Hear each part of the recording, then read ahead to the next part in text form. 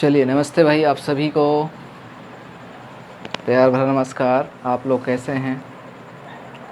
सब लोग अच्छे हैं? ठीक है, तो शुरू करते हैं। आज का डे नंबर 28 और सेशन नंबर 28 में आप सभी का स्वागत है। तो टॉपिक है आज का लॉ ऑफ कंजर्वेशन ऑफ मास। ठीक है, तो आज नया लेसन है, नया चैप्टर है, नया टॉपिक है, तो हम लोग डिस्कस करते हैं। तो सबसे पहले हम लोग कंजर्वेशन ऑफ मास को डिस्कस करने से पहले मैं 3 पॉइंट को बताना चाहूँगा। तो वो 3 पॉइंट क्या हैं, वो चीज़ आपको देखना पड़ेगा यहाँ पे। तो हम लोग लॉ ऑफ केमिकल कॉम्बिनेशन के बारे में डिस्कस करेंगे। तो होता क्या है ये लॉ ऑफ केमिकल कॉम्बिनेशन? तो लॉ ऑफ केमिकल कॉम्बिनेशन क्या कहता है? लॉ ऑफ केमिकल कॉम्बिनेशन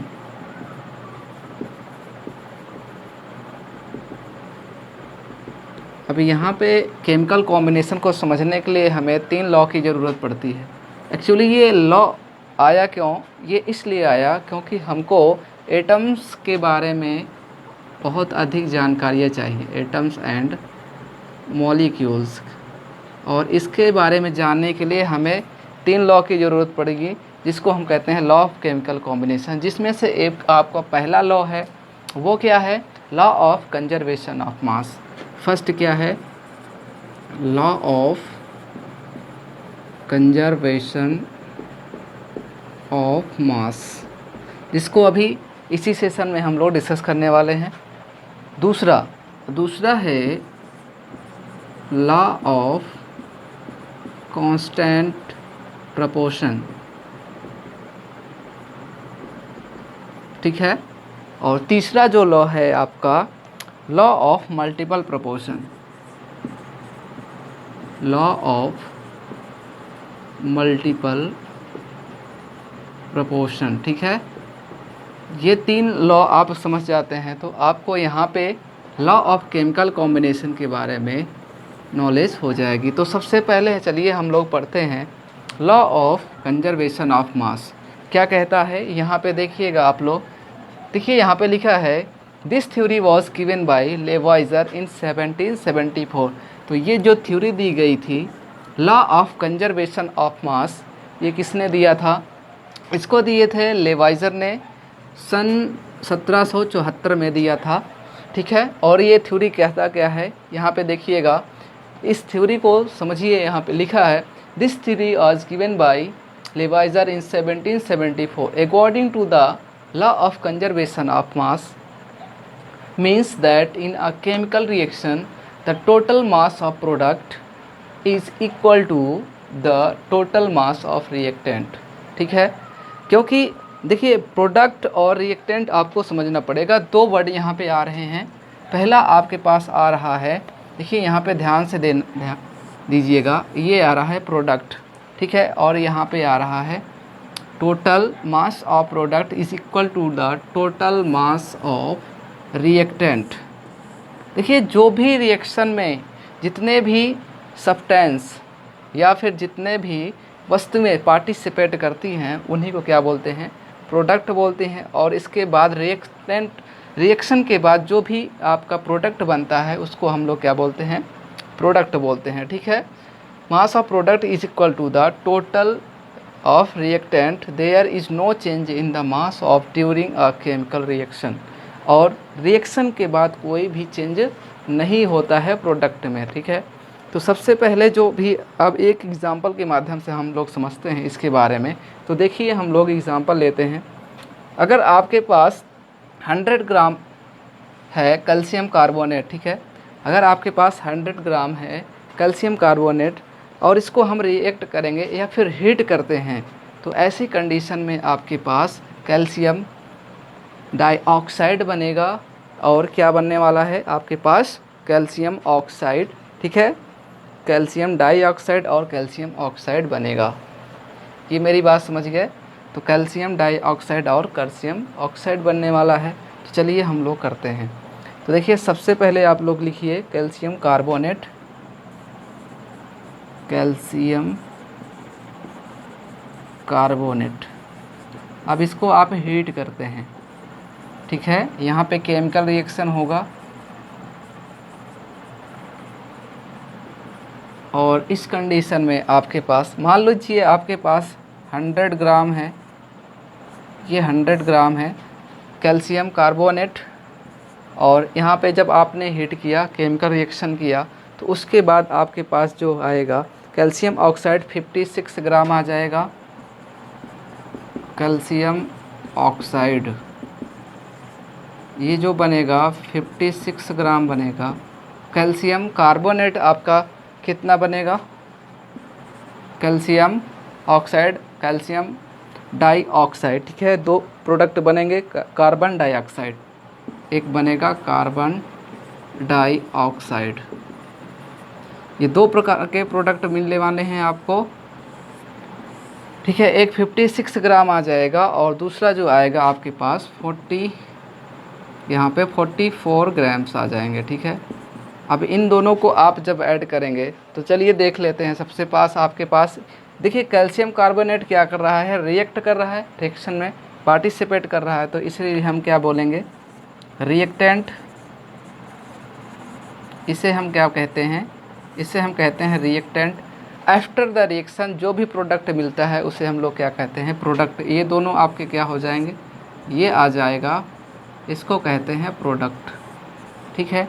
यहाँ पे 56 ग्राम, देखिए अब आप रिएक्टेंट की बात करें, रिएक्टेंट कितना है, 100 ग्राम है, और प्रोडक्ट कितने हैं,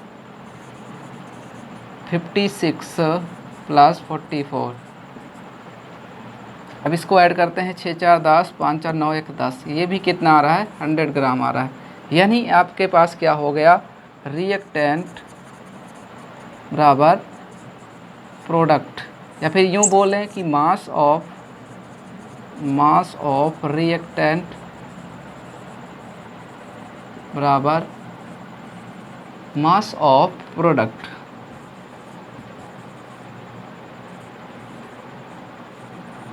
ठीक है। तो ये चीज़ आपको समझ में आ गई होगी, ये कहानी तो आपको समझ में आ गया होगा। तो चलिए इसको आप नोट कर लीजिए। चलते हैं हम अगले लॉ की ओर, लॉ ऑफ कांस्टेंट प्रोपोर्शन, ठीक है। So please pause the video to note it down.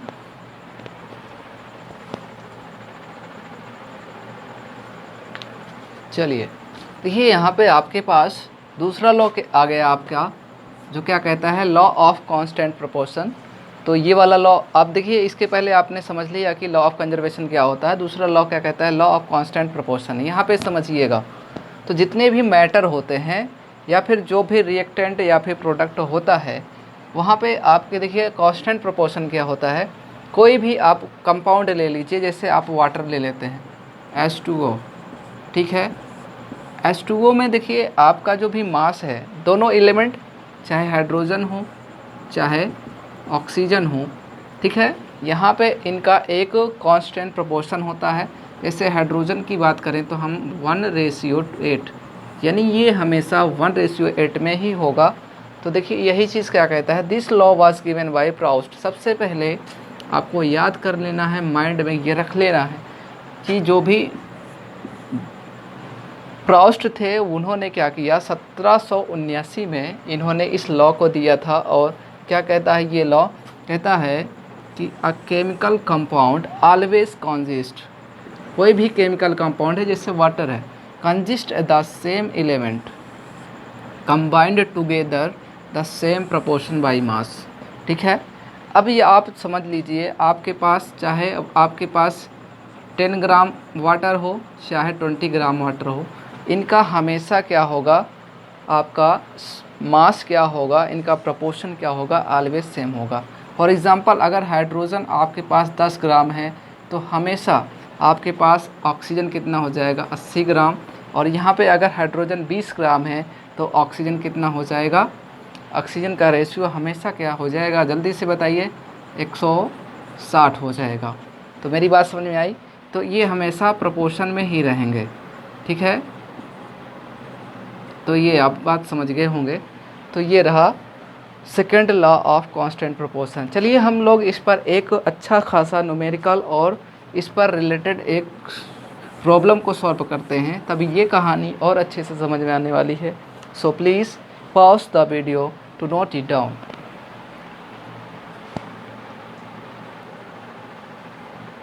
चलिए आ जाओ, एक बहुत अच्छा सा आपके पास बढ़िया सा न्यूमेरिकल प्रॉब्लम है, एग्जाम्पल है। तो जल्दी से आप लोग इसको लगाइए, जल्दी से देखिए क्या कहता है कि हाइड्रोजन एंड ऑक्सीजन। अभी इसके पहले हमने इस वाले एग्जाम्पल में बताया था, इस थ्योरी को जब मैं पढ़ा रहा था तो यहाँ पे हमने बताया था, सेम उसी तरह सा क्वेश्चन भी आ गया आपके सामने। तो बहुत बढ़िया क्वेश्चन है, आप इसके समझिए। Hydrogen and oxygen combine in the ratio 1:8 by mass to form water. देखिए वाटर कैसे बनता है, हाइड्रोजन और ऑक्सीजन को मिलाकर ही वाटर बनता है। What mass of oxygen gas would be required to react completely with 3 grams of hydrogen gas. तो कितना ऑक्सीजन चाहिए, 3 ग्राम हाइड्रोजन अगर रिएक्ट करता है तो। देखिए यहाँ पे आपके पास आपने बताया कि 1:8 है, यहाँ पे क्या है 1:8 है, हाइड्रोजन और ऑक्सीजन 1:8 है, ठीक है।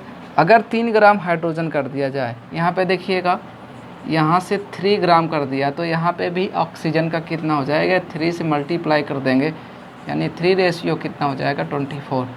यानी ये 24 क्या है, यही तो है ऑक्सीजन, यानी 24 ग्राम आपको क्या चाहिए, ऑक्सीजन चाहिए 3 ग्राम हाइड्रोजन में रिएक्ट करवाने के लिए।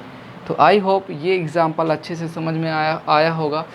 तो चलते हैं नेक्स्ट एग्ज़ाम्पल की ओर और समझते हैं, ठीक है। So please pause the video to note it down.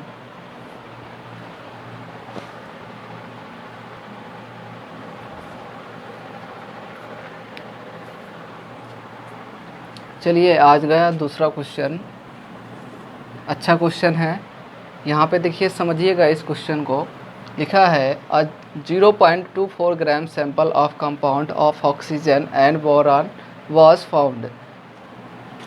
जो भी कंपाउंड है आपके पास, टोटल कंपाउंड कितना है 0.24 है, ठीक है, इतना ग्राम है। Sample compound of oxygen and boron, दोनों का जो मिला के कंपाउंड है 0.24 है। was found by analysis to contain 0.96 gram of boron. Boron कितना है इसमें 0.96 gram of boron and 0.144 grams of oxygen. Calculate the percentage composition of the compound by mass. तो परसेंटेज कंपोजिशन ऑफ, अगर बोरॉन निकालेंगे यहाँ पे परसेंटेज कंपोजिशन ऑफ बोरॉन क्या हो जाएगा, टोटल तो नीचे रहेगा आपका 0.24 और यहाँ पे क्या है 0.96। यहाँ पे देखिए आपके पास 24.24 ग्राम है, यहाँ पे 0 है। तो अगर ग्राम हटा देते कुछ टाइम के लिए, एक 0 बढ़ाएंगे और 100 से मल्टीप्लाई कर देंगे तो 24 चौका चान ये आ जाएगा 40%। कितना आ गया 40%। इसी तरह से हम लोग यहाँ पे हम दूसरा भी फाइंड कर सकते हैं, ये ऑक्सीजन का, ठीक है। Percentage composition of the oxygen, composition of the oxygen, ठीक है, क्या हो जाएगा यहाँ पे आपके पास। तो टोटल कितना है 0.24 है, साथ में आपके पास यहाँ पे कितना है 0.144 ग्राम है। तो इनटू 100 से मल्टीप्लाई करेंगे और यहाँ पे आप इसको क्या कर लेंगे, सिंपलीफाई कर लेंगे इस तरह से। और 2 12 2 पंचे 10, 12 पंचे 60, ये कितना आ गया 60% आ गया। तो ये वाला भी बहुत क्वेश्चन बहुत आसान था। आई होप आपको क्वेश्चन समझ में आ गया। सो आप इसे क्या करेंगे, नोट कर लीजिए। So please pause the video to note it down.